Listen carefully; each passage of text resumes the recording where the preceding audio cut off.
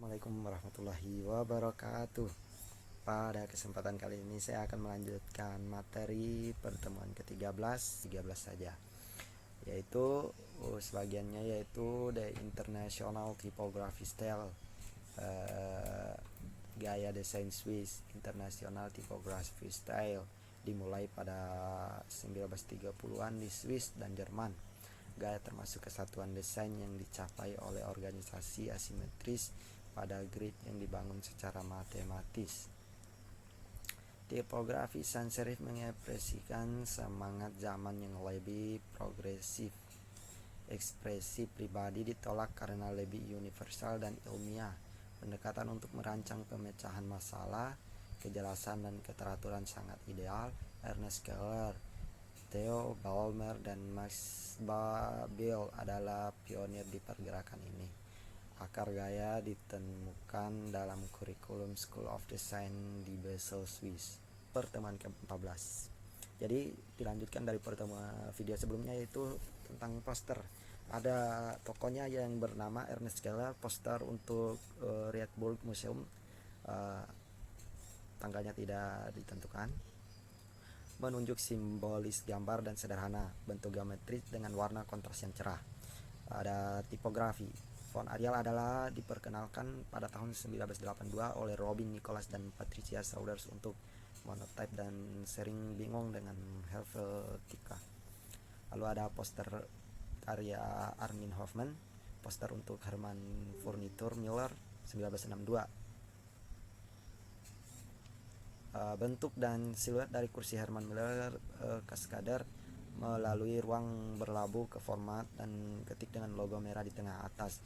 Joseph Muller Brockman, poster kesadaran publik 1960, tipe merah menyatakan kurang kebisingan, sedangkan foto secara grafis menggambarkan ketidaknyamanan penyebab kebisingan. Desain poster Jacqueline Casey bekerja sebagai grafis desain untuk Massachusetts Lembaga Teknologi, dibuat lebih dari 90 poster dan rekaman mencangkup antara tahun 1963 dan 1990. Lalu ada postmodern selama tahun 1970-an, relevansasi modernisme ditantang, desain muncul tidak takut untuk referensi gerakan sejarah dalam karya desain mereka. Desain grafis postmodern dibawa oleh desain Swiss yang memisahkan diri dari gaya tradisional internasional, tipografi gelombang baru, Wolfgang Weihart, tampilan tahun 1980-an dan grup Memphis di Milan, grup San Francisco de Michele yang paling penting kedatangan Manchester di akhir tahun 80-an. Di tahun 60-an desain seperti TC memperluas batas-batas dari gaya internasional tanpa memberontak terhadapnya. Itu akan berubah di tahun 70-an dengan pendekatan yang akan diketahui sebagai tipografi gelombang baru. Weihart mampu memecahkan aturan tipografi ahli karena dia mengenal mereka dan memahami mereka. Dia percaya pada Gutenberg. Pendekatan dalam hal ini itu siswa harus memahami proses pencetakan juga sebagai prinsip desain. Bahkan Weihart mengajar di sekolah Basel desain dan menghembuskan semangat baru ke dalam tipografi, ketertiban dan kerapian yang diatur oleh master Swiss dari gaya internasional. Dan Friedman, siswa lain dari Weihart, mengajak Dean Yale dan memberi murid-muridnya ekstensi latihan tipografi. April Greinman yang belajar dengan Weihart di Swiss membuka studio di Los Angeles di awal tahun 70-an.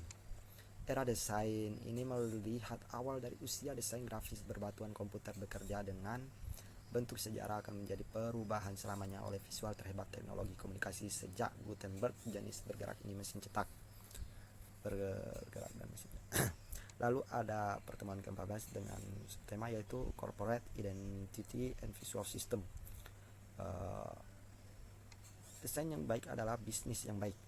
Ada seruan dari desain grafis Indonesia pada tahun 1950-an. Pemimpin perusahaan mulai memahami kebutuhan untuk mengembangkan perusahaan gambar atau identitas merek untuk membantu berhubungan dengan halayak yang beragam.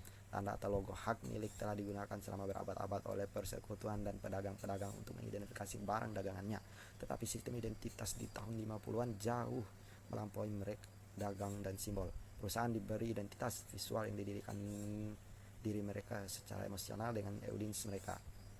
Identitas perusahaan pokoknya itu ada Giovanni Pintori, Adriano Olivetti, putra dari pendiri Olivetti. Mesin kantor diakui kontribusi dari desain adegan promosi sukses dari perusahaannya. Ada Giovanni Pintori merancang logo type dan semua identitas perusahaan jaminan untuk Oliventi selama lebih dari 30 tahun. Selanjutnya ada desain logo. Pokoknya itu Norman Ives, salah satu ahli desain citra perusahaan, memproklamirkan misi desain untuk desain logo. Simbol harus menyampaikan dengan pernyataan yang jelas tentang aktivitas yang disajikan. Selain mudah diingat dan terbaca, harus didesain untuk digunakan dalam berbagai ukuran dan situasi. Mendistorsi, menyatukan dan membuat bentuk huruf baru hingga logonya unik. Tidak ada bagian dari simbol atau logo yang dapat dihilangkan tanpa menghancurkan citra yang diciptakannya. Selanjutnya ada identitas. Pat Gorman dan Frank Olinsky, desain dari Manhattan. Logo puzzle MTV 1985. Logo dirakit, dibongkar dan dicairkan dan hancur tanpa kehilangannya kemampuan untuk memverifikasi identitas. Sekian pada pertemuan 13 dan pertemuan 14. Kita akhiri. Assalamualaikum warahmatullahi wabarakatuh.